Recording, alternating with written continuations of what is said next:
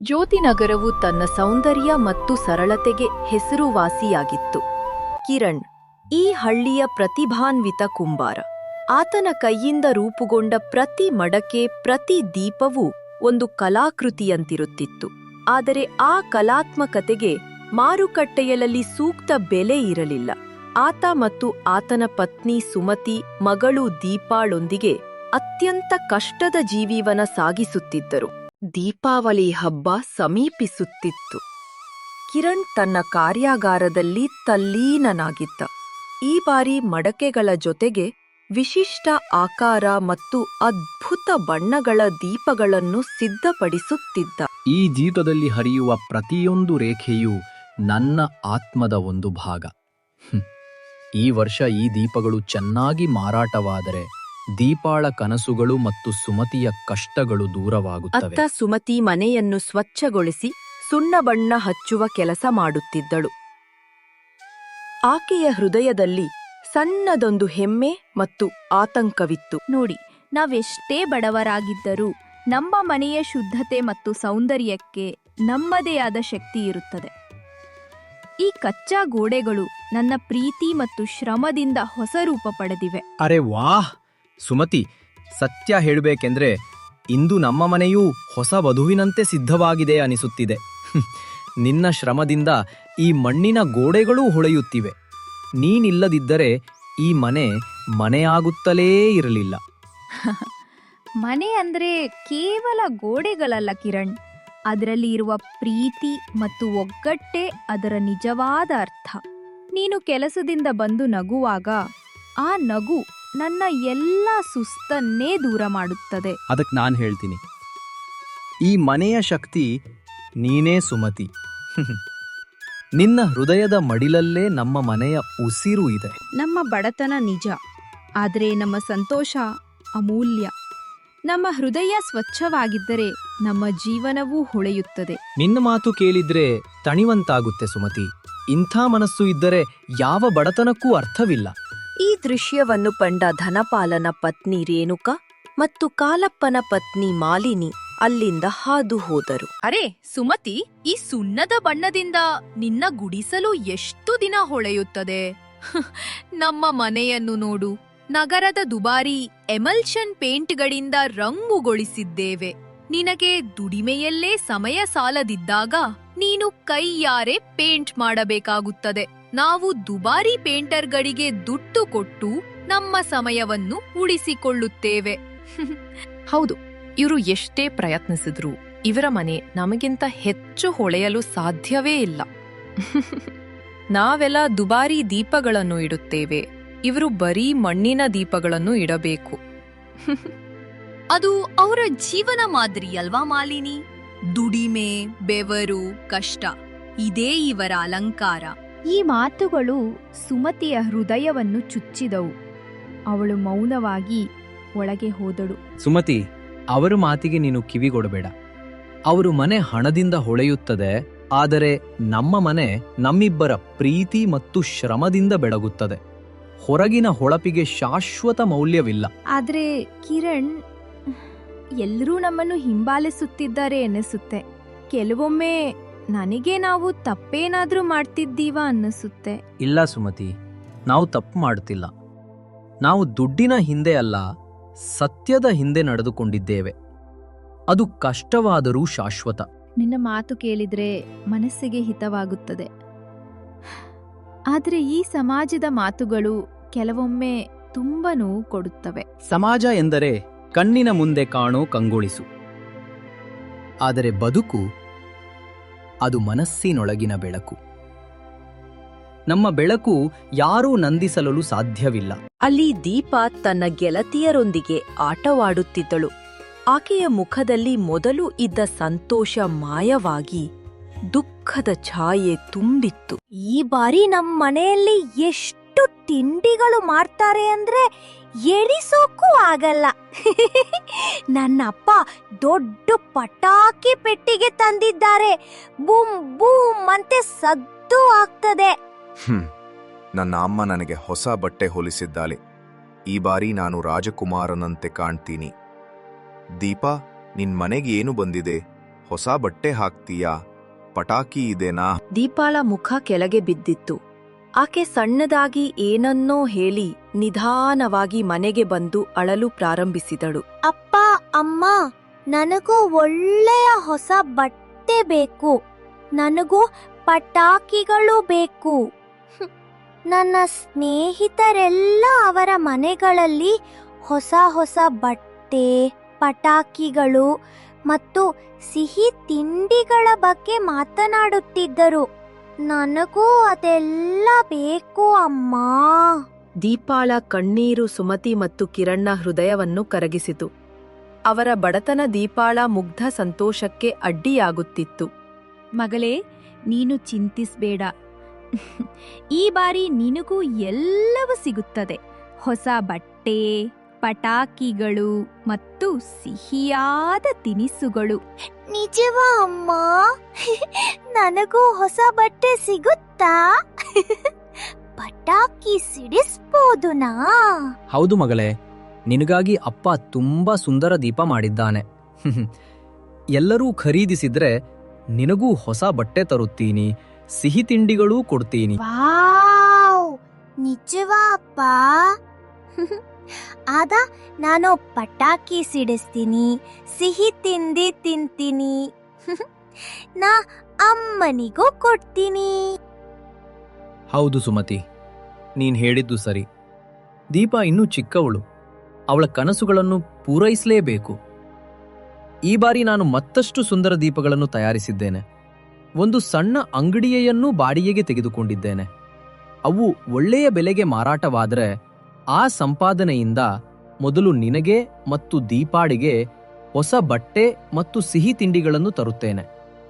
ಕಿರಣ್ ಆ ಮಾತುಗಳನ್ನು ಹೇಳಿ ತಾನು ತಯಾರಿಸಿದ ದೀಪಗಳು ಮತ್ತು ಮಡಕೆಗಳ ಮೂಟೆ ಹೊತ್ತು ಮಾರುಕಟ್ಟೆಗೆ ಹೊರಟನು. ಆ ದಿನ ಹಳ್ಳಿಯ ಚಾವಡಿಯಲ್ಲಿ ಮಹಿಳೆಯರು ಹಬ್ಬದ ಅಡುಗೆ ತಯಾರಿಯ ಬಗ್ಗೆ ಚರ್ಚಿಸುತ್ತಿದ್ದರು. ಸುಮತಿ ಅಲ್ಲಿ ಹೋದಳು. ಆದರೆ ಏನೂ ಮಾತನಾಡದೆ ಮೌನವಾಗಿ ಕುಳಿತಳು. ಅಕ್ಕ, ದೀಪಾವಳಿಗೆ ಇನ್ನು ಕೆಲವೇ ದಿನಗಳು. ನಾಳೆ ಮಾರುಕಟ್ಟೆಗೆ ಹೋಗಿ ಹೊಸ ಬಟ್ಟೆ, ಸಿಹಿ ತಿಂಡಿ, ಪಟಾಕಿ ಎಲ್ಲವನ್ನು ಖರೀದಿಸೋಣ. ಹೌದು, ನಾನು ನನ್ನ ಮಗನಿಗೆ ರೇಷ್ಮೆ ಕುರ್ತಾ ಮತ್ತು ಮಗಳಿಗೆ ಕೆಂಪು ಫ್ರಾಕ್ ತೆಗೆದುಕೊಡಲು ಯೋಚಿಸಿದ್ದೇನೆ. ಸುಮತಿ, ನೀನು ನಮ್ಮೊಂದಿಗೆ ಬಾ. ನಿನ್ನ ಮಗಳಿಗೂ ಹೊಸ ಬಟ್ಟೆ ತೆಗೆದುಕೋ. ಹಬ್ಬ ಎಲ್ಲರಿಗೂ ಇರುತ್ತದೆ. ನೀನೇಕೆ ಹಿಂದೆ ಉಳಿಯುತ್ತೀಯಾ? ಇಲ್ಲ ಸಹೋದರಿ, ನಾನು ಇನ್ನೂ ಹೋಗಲು ಸಾಧ್ಯವಿಲ್ಲ. ಮನೆಯಲ್ಲಿ ಸಾಕಷ್ಟು ಸ್ವಚ್ಛತಾ ಕಾರ್ಯ ಉಳಿದಿದೆ. ನೀವೆಲ್ಲ ಹೋಗಿ, ನಾನು ನಂತರ ಹೋಗುತ್ತೇನೆ. ಆತಂಕದಿಂದ ಸುಮತಿ ಮನೆಗೆ ಬಂದಳು. ಇತ್ತ ಮಾರುಕಟ್ಟೆಯಲ್ಲಿ ಕಿರಣ್ ತನ್ನ ದೀಪಗಳನ್ನು ಬಹಳ ಅಂದವಾಗಿ ಜೋಡಿಸಿ ಕುಳಿತಿದ್ದ. ಆದರೆ ಪರಿಸ್ಥಿತಿ ಆತ ಅಂದುಕೊಂಡಂತೆ ಇರಲಿಲ್ಲ. ಹಳ್ಳಿಯ ಜನರೆಲ್ಲ ದೊಡ್ಡ ಅಂಗಡಿಗಳ ಕಡೆಗೆ, ಹೊಳಪಿನ ಮತ್ತು ಆಕರ್ಷಕವಾದ ಪ್ಲಾಸ್ಟಿಕ್ ದೀಪಗಳನ್ನು ಮಾರುವ ಅಂಗಡಿಗಳ ಕಡೆಗೆ ಹೋಗುತ್ತಿದ್ದರು.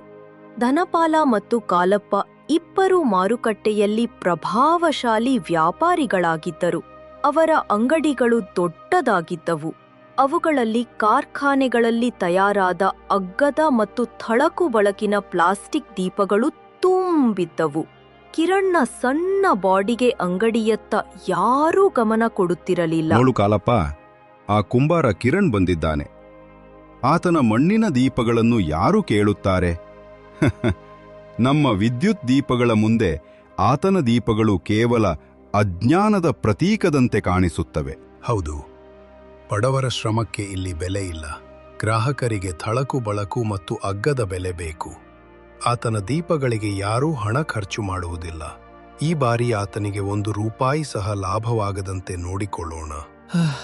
ಅಯ್ಯೋ ದೇವ್ರೆ, ನಾನು ಎಷ್ಟೊಂದು ಸುಂದರ ದೀಪಗಳನ್ನು ಮಾಡಿದ್ದೇನೆ. ಆದರೆ ಯಾರೂ ನನ್ನ ಅಂಗಡಿಯ ಕಡೆಗೆ ಬರುತ್ತಿಲ್ಲ. ಎಲ್ಲರೂ ಆ ದೊಡ್ಡ ಅಂಗಡಿಗಳಿಗೆ ಹೋಗುತ್ತಿದ್ದಾರೆ. ನಾನು ಹೇಗೆ ನನ್ನ ಮಗಳಿಗೆ ಮತ್ತು ಹೆಂಡತಿಗೆ ಸಂತೋಷ ನೀಡಲಿ? ನಾನು ಏನು ಮಾಡ್ಲಿ? ಕಿರಣ್ ದಿನವಿಡೀ ಕಾಯ್ದ್ರು. ಗ್ರಾಹಕರು ಬರುತ್ತಿರ್ಲಿಲ್ಲ. ಅವನು ನಿರಾಶೆಯಿಂದ ಮನೆಗೆ ಹಿಂದಿರುಗಿದ. ಸುಮತಿ, ನನ್ನ ಎಲ್ಲಾ ಶ್ರಮ ವ್ಯರ್ಥವಾಯಿತು. ಆ ಧನಪಾಲ ಮತ್ತು ಕಾಲಪ್ಪನ ಅಂಗಡಿಗಳಲ್ಲಿ ಜನ ಜಮಾಯಿಸಿದ್ದಾರೆ. ನನ್ನ ಕಲಾತ್ಮಕತೆಗೆ ಯಾರೂ ಬೆಲೆ ನೀಡುತ್ತಿಲ್ಲ. ನಾನು ದೀಪಾಳಿಗೆ ಏನು ಹೇಳಲಿ? ನನ್ನ ಕೈಯಲ್ಲಿ ಈಗ ಹಣವಿಲ್ಲ. ನೋಡಿ, ನೀವು ಕೇವಲ ಒಬ್ಬ ಕಲಾವಿದರಾಗಿ ಯೋಚಿಸುತ್ತಿದ್ದೀರಿ. ನಾಳೆಯಿಂದ ನಾನು ನಿಮ್ಮ ಸಹಾಯಕಿ ಮತ್ತು ಮಾರಾಟಗಾರ್ತಿಯಾಗುತ್ತೇನೆ. ನಿಮ್ಮ ಕಲೆಯನ್ನು ನಾನು ಜನರಿಗೆ ವಿವರಿಸುತ್ತೇನೆ. ಜನರಿಗೆ ಈ ದೀಪಗಳ ಹಿಂದಿನ ಕಷ್ಟ ಮತ್ತು ಮೌಲ್ಯವನ್ನು ಅರ್ಥ ಮಾಡಿಸುವುದು ನನ್ನ ಕೆಲಸ.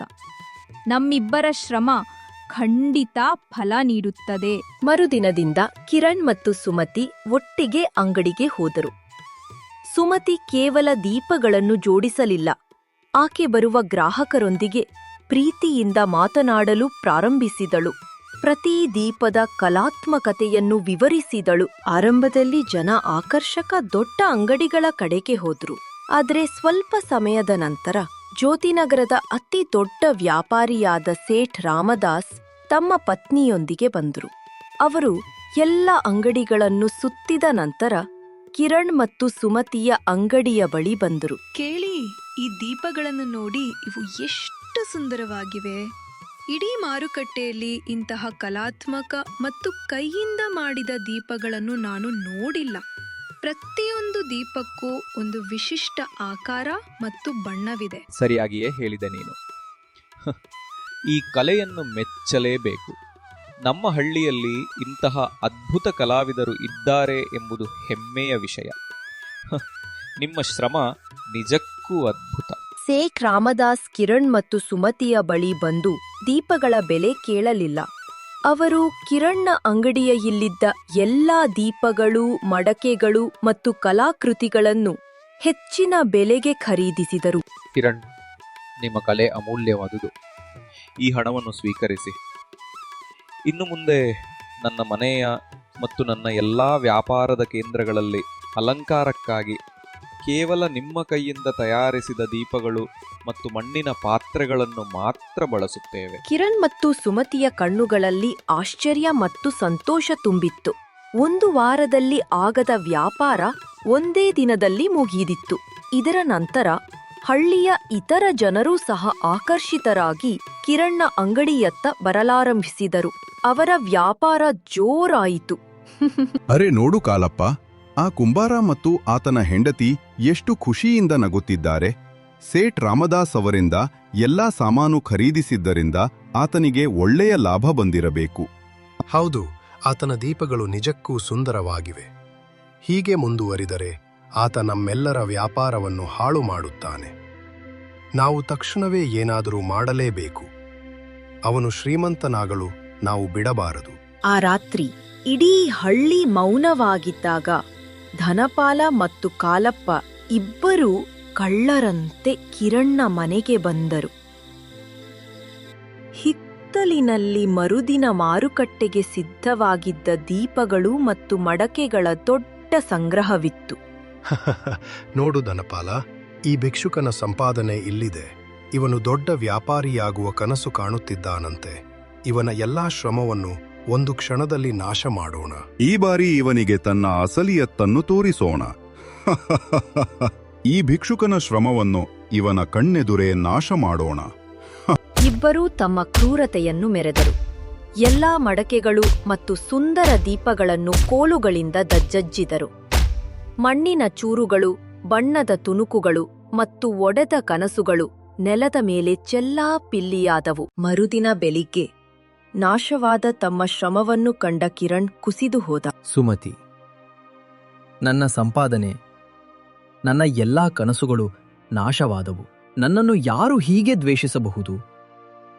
ಇನ್ನು ನಾನು ದೀಪಾಳಿಗೆ ಏನು ಹೇಳಲಿ? ನಾವು ಇನ್ನು ಬದುಕುವುದು ಹೇಗೆ? ಕಿರಣ, ಮನಸ್ಸು ಬಲವಾಗಿರ್ಲಿ. ನಮ್ಮ ಶ್ರಮ ಸುಟ್ಟಿರಬಹುದು, ಆದರೆ ನಂಬಿಕೆ ಇನ್ನೂ ಜೀವಂತ ಇದೆ. ನಂಬಿಕೆ? ಎಲ್ಲವೂ ನಾಶವಾಗಿದೆ ಸುಮತಿ. ಈ ಕೈಯಿಂದ ಮತ್ತೆ ಏನಾದರೂ ನಿರ್ಮಾಣ ಆಗೋಕೆ ಶಕ್ತಿ ಉಳಿದಿದೆಯಾ?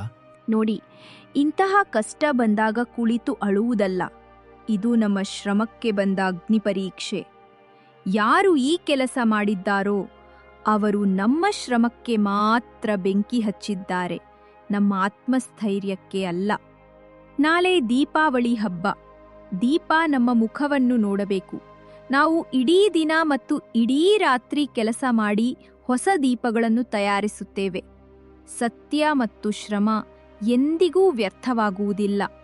ಸುಮತಿಯ ಮಾತುಗಳು ಕಿರಣ್ಗೆ ಹೊಸ ಹುರುಪನ್ನು ನೀಡಿದವು. ನೀನು ಸರಿ ಹೇಳಿದೆ ಸುಮತಿ. ನಮ್ಮ ಕೈಯಿಂದ ಮತ್ತೆ ಬೆಳಕು ಹುಟ್ಟಿಸೋಣ. ಇಬ್ಬರೂ ತಕ್ಷಣವೇ ಹಿತ್ತಲನ್ನು ಸ್ವಚ್ಛಗೊಳಿಸಿದರು ಮತ್ತು ಮಣ್ಣಿನೊಂದಿಗೆ ಮತ್ತೆ ಕೆಲಸ ಮಾಡಲು ಶುರು ಮಾಡಿದರು. ದಿನದ ಪ್ರತಿಯೊಂದು ನಿಮಿಷವನ್ನೂ ಬಳಸಿಕೊಂಡು ಅವರು ರಾತ್ರಿ ಪೂರ್ತಿ ಕುಂಬಾರ ಚಕ್ರವನ್ನು ತಿರುಗಿಸಿದರು. ಅವರ ಬೆವರು, ಕಣ್ಣೀರು ಮತ್ತು ಶ್ರದ್ಧೆ ಹೊಸ ದೀಪಗಳಿಗೆ ಜೀವ ತುಂಬಿತು. ಅಂದು ದೀಪಾವಳಿ ಹಬ್ಬದ ದಿನ. ಮಾರುಕಟ್ಟೆ ಸಂಭ್ರಮದಿಂದ ಕೂಡಿತ್ತು. ಈ ದಿನ ಮಹಾರಾಜ ವಿಜಯೇಂದ್ರ ಮತ್ತು ಮಹಾರಾಣಿ ಸ್ವತಃ ಮಾರುಕಟ್ಟೆಗೆ ಬಂದು ಖರೀದಿ ಮಾಡಲಿದ್ದಾರೆ ಎಂಬ ಸುದ್ದಿ ಹರಡಿತ್ತು. ಹೊಸ ದೀಪಗಳನ್ನು ಹೊತ್ತು ಕಿರಣ್ ಮತ್ತು ಸುಮತಿ ಮಾರುಕಟ್ಟೆಗೆ ಬಂದರು. ಧನಪಾಲ ಮತ್ತು ಕಾಲಪ್ಪ ಅವರನ್ನು ನೋಡಿ ಆಶ್ಚರ್ಯಪಟ್ಟರು. ಅರೆ ನೋಡು ಧನಪಾಲ, ಈ ಭಿಕ್ಷುಕರು ಮತ್ತೆ ಬಂದಿದ್ದಾರೆ. ಇವರ ಹಠ ನೋಡು. ಆದರೆ ಒಂದು ದಿನದಲ್ಲಿ ದೀಪಗಳು ತಯಾರಾಗಲು ಸಾಧ್ಯವಿಲ್ಲ. ಏನೇ ಇರಲಿ, ರಾಜರು ನಮ್ಮ ಅಂಗಡಿಗೆ ಬರುತ್ತಾರೆ. ಇವರಿಗೆ ಯಾರೂ ಬೆಲೆ ಕೊಡುವುದಿಲ್ಲ. ನಮ್ಮ ಮುಂದೆ ಇವರಿಗೆ ಅವಕಾಶವೇ ಇಲ್ಲ. ಕೆಲವೇ ಕ್ಷಣಗಳಲ್ಲಿ ಮಹಾರಾಜ ಮತ್ತು ಮಹಾರಾಣಿ ಮಾರುಕಟ್ಟೆಗೆ ಆಗಮಿಸಿದರು. ಎಲ್ಲಾ ದೊಡ್ಡ ಅಂಗಡಿಯವರು ಅವರನ್ನು ತಮ್ಮ ತಮ್ಮ ಅಂಗಡಿಗಳಿಗೆ ಕರೆಯಲು ಶುರು ಮಾಡಿದರು. ಮಹಾರಾಜರೇ, ಎಲ್ಲ ದೊಡ್ಡ ಅಂಗಡಿಗಳಲ್ಲಿ ಈಗಾಗಲೇ ಬಹಳಷ್ಟು ಜನ ಇದ್ದಾರೆ. ಆದರೆ ನೋಡಿ, ಆ ಚಿಕ್ಕ ಅಂಗಡಿಯೂ ಖಾಲಿ ಇದೆ. ಆದರೆ ಆಕೆಯ ದೀಪಗಳ ಹೊಳಪು ಮತ್ತು ಪ್ರಾಮಾಣಿಕತೆ ಎಲ್ಲರಿಗಿಂತ ಹೆಚ್ಚು. ನಮ್ಮ ಖರೀದಿ ಅಲ್ಲಿಂದಲೇ ಶುರುವಾಗ್ಲಿ. ಆ ಮೂಲಕ ಅವರ ದೀಪಾವಳಿ ಬೆಳಗಲಿ. ಮಹಾರಾಜರು ರಾಣಿಯ ಮಾತಿಗೆ ಒಪ್ಪಿ ಕಿರಣ್ ಮತ್ತು ಸುಮತಿಯ ಚಿಕ್ಕ ಅಂಗಡಿಯತ್ತ ಹೆಜ್ಜೆ ಹಾಕಿದರು. ಕಿರಣ್ ಮತ್ತು ಸುಮತಿ ಗೌರವದಿಂದ ಅವರಿಗೆ ನಮಸ್ಕರಿಸಿದರು. ವಾ, ನಿಮ್ ಕೈಚಳಕ ಅದ್ಭುತವಾಗಿದೆ. ಈ ದೀಪಗಳು ನಿಜಕ್ಕೂ ಇಡೀ ಮಾರುಕಟ್ಟೆಯಲ್ಲೇ ಅತ್ಯಂತ ಸುಂದರವಾಗಿವೆ. ನನಗೆ ನಿಮ್ಮ ಕಲೆಯಿಂದ ತುಂಬ ಸಂತೋಷವಾಗಿದೆ. ನಾವು ನಿಮ್ಮ ಎಲ್ಲಾ ದೀಪಗಳನ್ನು ಖರೀದಿಸುತ್ತೇವೆ. ರಾಜನು ಕಿರಣ್ನ ಎಲ್ಲಾ ದೀಪಗಳನ್ನು ಮತ್ತು ಮಡಕೆಗಳನ್ನು ಖರೀದಿಸಿದರು. ಅಷ್ಟೇ ಅಲ್ಲ, ಅರಮನೆಗೆ ಬೇಕಾದ ಎಲ್ಲಾ ಮಣ್ಣಿನ ಸಾಮಾನುಗಳಿಗಾಗಿ ದೀರ್ಘಾವಧಿಯ ಒಪ್ಪಂದವನ್ನೂ ಮಾಡಿಕೊಂಡರು. ಕಿರಣ್ ಮತ್ತು ಸುಮತಿಯ ಸಂತೋಷಕ್ಕೆ ಪಾರವೇ ಇರಲಿಲ್ಲ. ಕಿರಣ್ನ ಈ ಗೆಲುವು ಧನಪಾಲ ಮತ್ತು ಕಾಲಪ್ಪನಿಗೆ ಸಹಿಸಲಾಗಲಿಲ್ಲ. ಅವರ ಅಸೂಯೆ ಕೋಪವಾಗಿ ಪರಿವರ್ತನೆಯಾಯಿತು. ಇವನು ನಮ್ಮೆಲ್ಲರನ್ನೂ ಮೀರಿ ನಿಲ್ಲುತ್ತಿದ್ದಾನೆ. ಇನ್ನು ಮುಂದೆ ಈ ಮಾರುಕಟ್ಟೆಯಲ್ಲಿ ಇವನೇ ದೊಡ್ಡ ವ್ಯಾಪಾರಿಯಾಗುತ್ತಾನೆ. ನಾವು ಇವನನ್ನು ಸಂಪೂರ್ಣವಾಗಿ ಮುಗಿಸಲೇಬೇಕು. ಇವನ ಸಂಪಾದನೆಯನ್ನು ನಾಶ ಮಾಡೋಣ. ಸರಿಯಾಗಿದೆ. ಇಂದು ರಾತ್ರಿ ದೀಪಾವಳಿ ಹಬ್ಬ. ಜನರು ಪಟಾಕಿಗಳನ್ನು ಹಚ್ಚುತ್ತಾರೆ. ನಾವು ಹೋಗಿ ಇವನ ಹೊಸ ಸಂಪಾದನೆಯ ಹಣಕ್ಕೆ ಬೆಂಕಿ ಹಚ್ಚೋಣ. ಅದು ಪಟಾಕಿಯ ಬೆಂಕಿಯಿಂದ ಆದ ಅಪಘಾತ ಎಂದು ಎಲ್ಲರೂ ನಂಬುತ್ತಾರೆ. ಅದೇ ರಾತ್ರಿ ಧನಪಾಲ ಮತ್ತು ಕಾಲಪ್ಪ ತಮ್ಮ ಎಲ್ಲಾ ಲಾಭದ ಹಣವನ್ನು ಚೀಲದಲ್ಲಿ ತುಂಬಿಕೊಂಡು ಮನೆಗೆ ಹಿಂದಿರುಗುತ್ತಿದ್ದರು. ಅವರು ಕಿರಣ್ನ ಮನೆ ಕಡೆಗೆ ಹೋಗುವ ಮುನ್ನ ತಮ್ಮ ದುಷ್ಟ ಯೋಜನೆಯ ಬಗ್ಗೆ ಮಾತನಾಡುತ್ತಿದ್ದರು. ಅದೇ ಸಮಯದಲ್ಲಿ ಎಲ್ಲಿಂದಲೋ ಬಂದ 2 ಆಕಸ್ಮಿಕ ಪಟಾಕಿಗಳು ನೇರವಾಗಿ ಅವರ ಕೈಯಲ್ಲಿದ್ದ ಹಣದ ಚೀಲದ ಮೇಲೆ ಬಿದ್ದವು. ಅಯ್ಯೋ ದೇವರೇ, ನಮ್ಮ ಹಣ, ನಮ್ಮ ಸಂಪಾದನೆ, ನಮ್ಮ ದುಷ್ಟತನ ನಮಗೇ ತಿರುಗಿ ಬಿತ್ತಲ್ಲ. ಉಳಿಸಿ, ಉಳಿಸಿ, ಉಳಿಸಿ. ಅಯ್ಯೋ, ನಮ್ಮ ದುಡ್ಡು. ನಮ್ಮ ಕನಸುಗಳು ಬೂದಿಯಾಯಿತು. ಇತ್ತ ಕಿರಣ್ನ ಮನೆಯಲ್ಲಿ ಹೊಸ ಬಟ್ಟೆ, ಸಿಹಿ ತಿಂಡಿ ಮತ್ತು ಸಂತೋಷದ ನಗುವಿತ್ತು. ಕಿರಣ್, ಸುಮತಿ ಮತ್ತು ದೀಪ ಸುಂದರ ದೀಪಗಳಿಂದ ಅಲಂಕೃತವಾದ ತಮ್ಮ ಮನೆಯಲ್ಲಿ ಹೊಸ ಬೆಳಕಿನ ಹಬ್ಬವನ್ನು ಸಂಭ್ರಮಿಸುತ್ತಿದ್ದರು. ಜ್ಯೋತಿನಗರದ ಮಣ್ಣಿನ ನಕ್ಷತ್ರ ಕಿರಣ್ನ ಕಥೆ ಇಲ್ಲಿಗೆ ಮುಗಿಯುತ್ತದೆ. ಇದು ನಮಗೆ ಕಲಿಸುವ ಪಾಠ ಒಂದೇ: ಬದುಕು ಕಷ್ಟಕರವಾಗಿದ್ದರೂ ಪ್ರಾಮಾಣಿಕತೆ ಮತ್ತು ಶುದ್ಧ ಉದ್ದೇಶಕ್ಕೆ ಯಾವಾಗಲೂ ದೊಡ್ಡ ಪ್ರತಿಫಲ ಸಿಗುತ್ತದೆ. ಏಕೆಂದರೆ ಸತ್ಯದ ಮತ್ತು ಶ್ರಮದ ಬೆಳಕನ್ನು ಯಾವ ಕತ್ತಲೆಯೂ ಆರಿಸಲು ಸಾಧ್ಯವಿಲ್ಲ.